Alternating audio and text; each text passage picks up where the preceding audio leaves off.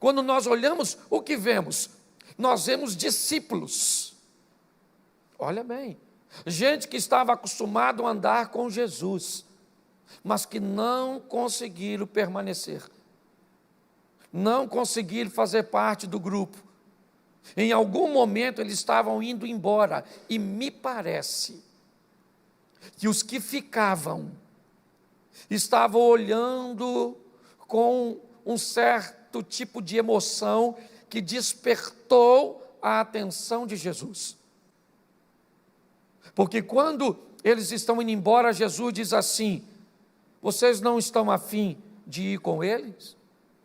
E Pedro então toma a palavra e diz: mas quem? Para onde iremos nós? Se só o Senhor tem a palavra de vida. Preste atenção.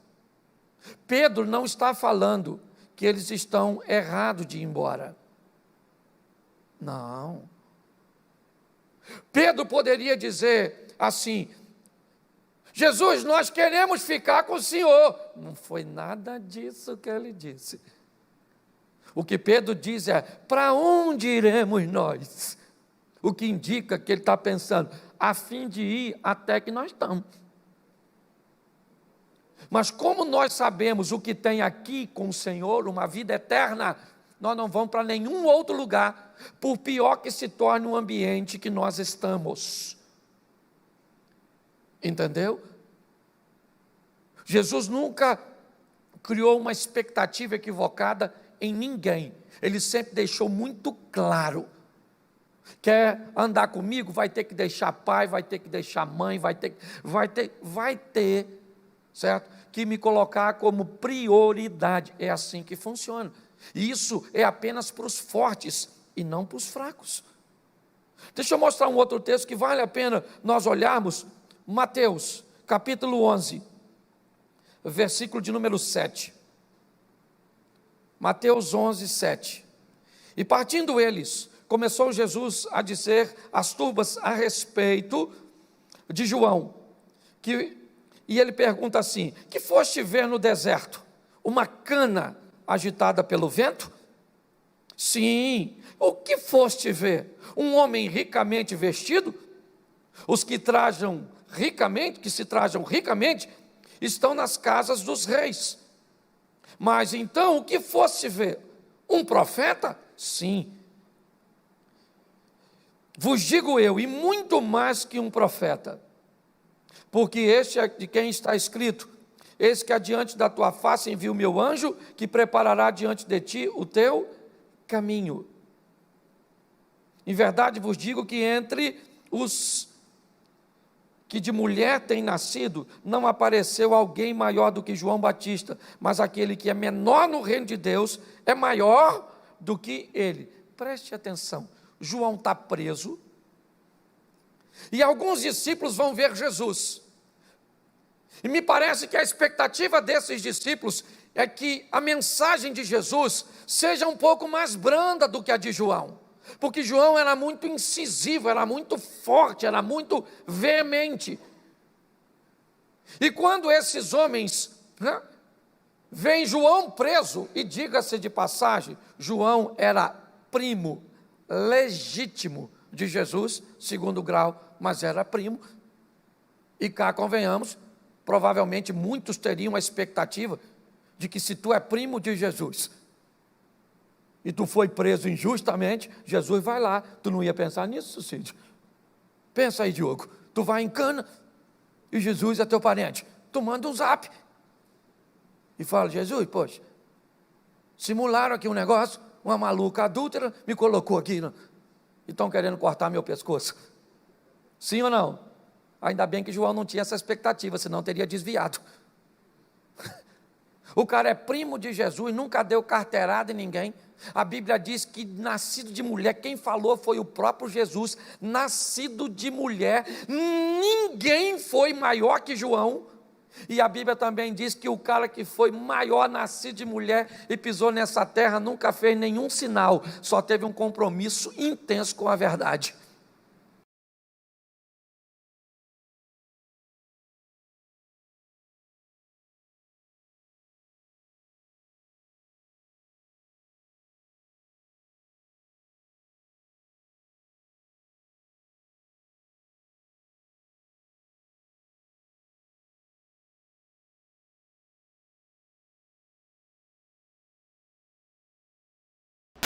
Não se esqueça que ele é o próprio Deus, sendo cuidado por homens, por seres humanos.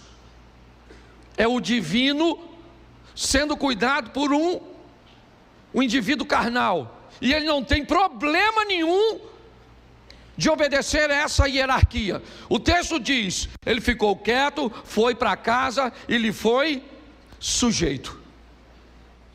Obedecia seu pai e a sua mãe. Talvez isso nos mostre porque ele foi bem sucedido.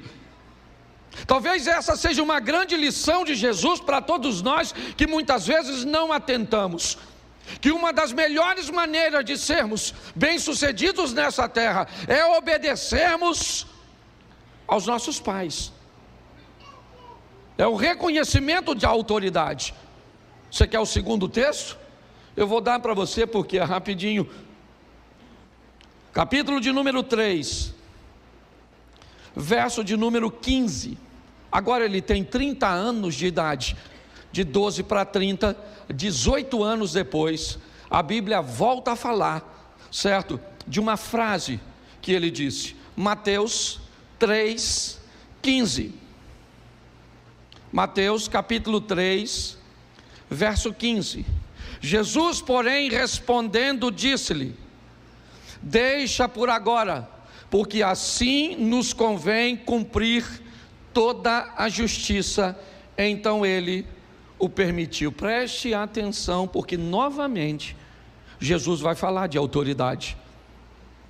Ele agora tem 30 anos de idade, assume a maior idade na cultura judaica, e ele então agora vai caminhar até João Batista, que está batizando no Jordão.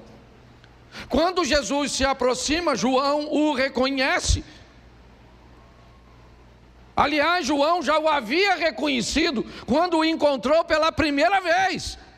Assim que Jesus entrou na sua casa, no ventre de Maria, João o reconheceu ainda no ventre de Isabel. Quando João vê Jesus, Jesus vai até ele e João está batizando os outros. E Jesus vai até ele para ser batizado. E João fica desconfortável. João não quer batizar Jesus. Mas preste atenção, Jesus vai iniciar seu ministério. Ele já era alguém obediente a Deus, a autoridade de Deus. Ele já era alguém obediente à autoridade de seus pais. Mas a autoridade agora espiritual que Deus colocou é João Batista. Mais uma vez Jesus vai mostrar o que é o reconhecimento à autoridade. João diz, não, está errado, eu não posso te batizar. Mas Jesus disse, deixa por agora, é assim, João, porque assim nos convém cumprir a justiça. Deus colocou você neste momento sobre mim, e eu não tenho nenhum problema.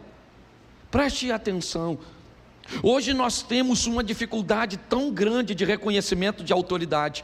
Hoje nós vemos tantas pessoas com tanta dificuldade de reconhecer a autoridade do chefe, a autoridade do patrão, a autoridade do mais velho, a autoridade do professor, a autoridade do pai, a autoridade do pastor, a autoridade do policial, a autoridade do político, a autoridade. Hoje nós vivemos uma crise de reconhecimento de autoridade.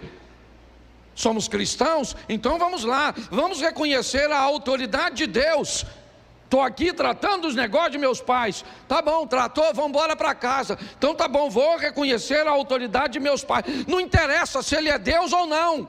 Aliás, nesse momento ele não é Deus, ele é um ser humano. E o que ele está nos mostrando com suas falas iniciais é que não havia nenhum desconforto nele em ser submisso a uma autoridade que está acima dele, fosse ela seus pais, fosse ela César, quem fosse. Jesus nunca teve problema, porque ele sabia quem ele era, e obedecer a alguém nunca o fez sentir menos de quem na realidade ele é. Hoje uma mulher não consegue ser submissa a um homem, um marido não consegue ouvir uma mulher que pode ser uma autoridade na vida dele ou do marido, porque a Bíblia, ou melhor, a vida aproxima pessoas diferentes, que são fortes em áreas diferentes. Então em algumas áreas sua mulher será uma autoridade muito maior do que você, e por que não ouvi-la? Talvez em algumas áreas seu filho se torne, por exemplo, numa área, por exemplo, da... Como é que eu vou? Me ajude aí. Tecnologia. Certo? Às vezes seu filho tem 10 anos e é uma autoridade que tu não troca nem o som do celular. Certo? Mas as pessoas têm uma dificuldade, meu irmão, de reconhecer a autoridade. Jesus não tinha. Era para estar debaixo de José, mas estou aqui, estou obedecendo a Deus, estou obedecendo a César, eu estou obedecendo ao que Deus criou, estava aqui, certo? Que era, não precisa ficar, pode deixar, tá certo? Mas eu queria que você entendesse como ele começa falando. As primeiras frases de Jesus registradas na Bíblia tem por tema autoridade. Duas coisas que ele também vai dizer. Sua primeira frase em Marcos é Marcos 1,15. Eu acho que vale a pena também. Marcos 1,15. Vamos lá? E dizendo: o tempo está cumprido, o reino de Deus está, arrependei-vos e crede no... Preste atenção, o evangelho de Marcos, Jesus está escrevendo a igreja que estava se formando em Roma, ou seja, seu propósito é escrever aos romanos. Esse é o primeiro evangelho a ser escrito. Pastor, se o primeiro evangelho é Marcos, por que Mateus vem primeiro na colocação e na formação do Novo Testamento? Porque Mateus escreve para os judeus, citando a linhagem, o sacerdócio de Jesus, e por isso Mateus vem primeiro. Já Lucas escreve para os gregos, já João escreve para todos os crentes que já tiveram um primeiro encontro com Jesus, que é através do evangelho de Marcos, de Mateus ou de Lucas. É só para esclarecimento, que isso aqui não vai te acrescentar nada agora. Mas preste atenção no que Jesus está dizendo em Marcos. Ele diz duas coisas: arrependimento e fé. A diferença entre arrependimento e remorso é que o arrependimento sempre vem acompanhado de conversão, remorso não. Eu quero colocar a palavra arrependimento. Jesus está dizendo em Marcos duas coisas, certo? Ele está dizendo para uma igreja que está em Roma. Então ele diz: vocês vão precisar de duas coisas: arrependimento e fé. Ele está falando de sua missão. Note, eu vim cuidar das coisas, dos negócios de meu pai. Estou debaixo da autoridade dele. Estou debaixo da autoridade de meus pais. Fui criado por José e por Maria. Estou debaixo da autoridade de João, porque ele é o anjo, aquele que irá preparar o caminho. Então ele está tudo certinho. Ele está buscando fazer tudo direitinho. E agora o que ele está dizendo é: eu preciso, com aquilo que eu vou fazer, para que eu consiga alcançar vocês, que vocês se arrependam e tenham fé. Porque senão a missão não vai ser cumprida. Quer o próximo texto? Vamos a João. Primeira fala de Jesus no evangelho de João é João 1,38. E Jesus, voltando-se e vendo que eles o seguiam, disse-lhe: lê para mim. Disse-lhes o quê? Isso. Quando você vai ver a Bíblia, a única coisa que vai estar em vermelho é: que buscais. Desse texto todo aqui que você está lendo, A única coisa que Jesus disse foi o quê? Que buscais. Só isso.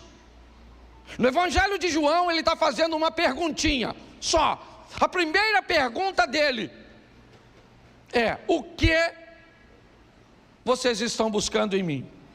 Note que em Marcos ele diz: arrependam-se e tenham fé. Mas agora em João ele diz: o que vocês estão buscando em mim? É cura? É libertação? Vocês estão querendo pagar uma dívida? Vocês estão querendo resolver um problema no casamento de vocês? Qual o motivo? Por que é que vocês estão me buscando? Quais são as expectativas que você tem em torno de se relacionar comigo? Para que vocês me querem? É isso que ele está dizendo. Preste atenção, porque um texto ele vai completando o outro. Eu li, porque eu separei aqui, 10 frases ditas por Jesus. A primeira é o reconhecimento de autoridade de Deus e de seus pais em Lucas 2. A segunda é o reconhecimento da autoridade de João Batista sobre ele, Mateus 3:15. Depois é ele falando da sua missão em Marcos 1:15, onde ele fala de arrependimento e fé. A quarta está em João 1:38, onde ele pergunta: o que vocês estão buscando? Vocês vieram à igreja para quê? O que vocês querem comigo? O que vocês estão querendo comigo? É isso que ele está perguntando. No Evangelho de João, a história começa assim: o que você está buscando em mim? Terceiro princípio, reconhecimento da missão. Talvez esse seja extremamente desafiador para a maioria das pessoas, é entender o que veio fazer nessa terra. Reconhecimento da missão. Hoje muitas pessoas têm dificuldade de observar isso, de fazer a leitura correta a respeito disso. Mas preste atenção, João capítulo 2, verso 4. Caná da Galileia é o cenário. 2:4 de João. Disse-lhe Jesus: mulher, que tenho eu contigo? Ainda não é chegada a minha hora. Maria está pedindo a Jesus que livre aquela família da vergonha, porque o vinho acabou na festa. Ela vai até Jesus e disse: olha, eles não têm mais vinho, isso vai ser uma vergonha. Jesus então disse: mas eu não vim aqui, essa não é minha missão, não é para isso. Ele disse: ainda não é chegada a minha hora. Lembra quando ele vai ser preso? Finalmente, o que ele diz quando vai ser preso? É chegada a minha hora. Jesus obteve sucesso porque ele sabia o que veio fazer. Eu levei um bom tempo para descobrir. Primeiro, que eu era crente. Segundo, que eu ia pregar. E terceiro, que eu tinha que pregar de um jeito engraçado numa época que ninguém pregava.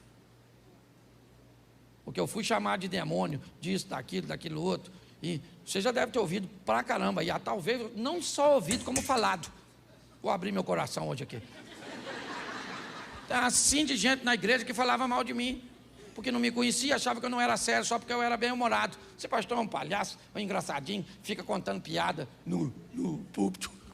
Não levanta a mão não, mas eu sei. Esse dia eu estava conversando com um, o outro chegou e falou assim: pastor, você não sabe como é que isso falava mal de você.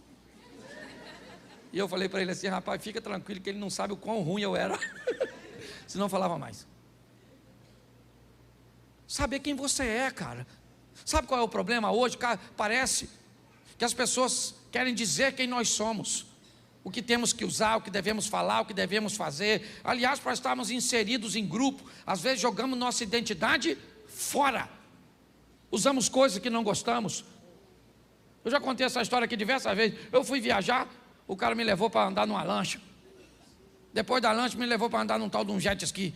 Pensa num troço maneiro. Voltei para casa doido. Ainda dava para comprar. Falei com o cara, falou: compra um para tu. Falei: vou comprar.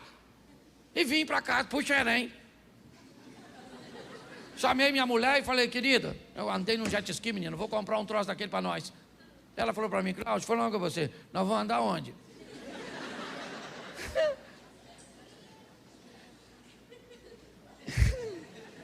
falei, nós vamos andar onde? Nós vamos andar onde, hein? Uma boa pergunta, eu não tinha pensado nisso, não. Você já comprou um montão de coisa que nunca usou, só porque usou que eu tenho, e porque os outros falaram que é legal? Eu gosto disso aqui, saber quem você é. Jesus não tinha, ele falou, não é chegada minha? Isso, ele sabia quem era. Vamos lá, Lucas 9,18. Olha só, Lucas, o que Jesus faz, ó? E aconteceu que, estando ele orando em particular, estavam com ele os discípulos, e perguntou-lhes dizendo, quem diz a multidão que eu? Vamos lá. Respondendo-lhes disseram isso, João Batista, outros Elias, e outros um dos antigos profetas, né, que um dos antigos profetas ressuscitou. Ninguém sabia quem Jesus era, ninguém. Havia uma dificuldade muito grande nas pessoas o reconhecerem, porque ninguém tem obrigação de reconhecer quem você é. A obrigação de reconhecer quem você é sua. Se alguém acha que você é bobo, que você não é bonito, que você não é isso, que você não é aquilo, ou que você é isso, aquilo outro. Hoje está todo mundo achando que eu vou virar político, porque me veio do lado de políticos. Eu não tenho chamado político, meu chamado é sacerdotal. Você está entendendo? Não estou nem aí, mas olha, que dane-se o que pensa. Já na idade que eu tenho, eu não tenho mais condições de ficar dando ouvido, que eu tenho mais passado do que futuro, na idade que eu estou. Então não estou nem aí. Jesus está perguntando quem eles dizem que sou eu. Mas preste atenção, João 14,6. João 14,6. Olha o que Jesus disse. Olá, isso. E disse-lhes, ou disse-lhe, hoje eu estou com plural na boca. Disse-lhe Jesus, eu sou a verdade, ninguém vem ao Pai senão. O que ele está dizendo? Eu sei quem eu. Então pare de querer ser quem os outros querem que você seja.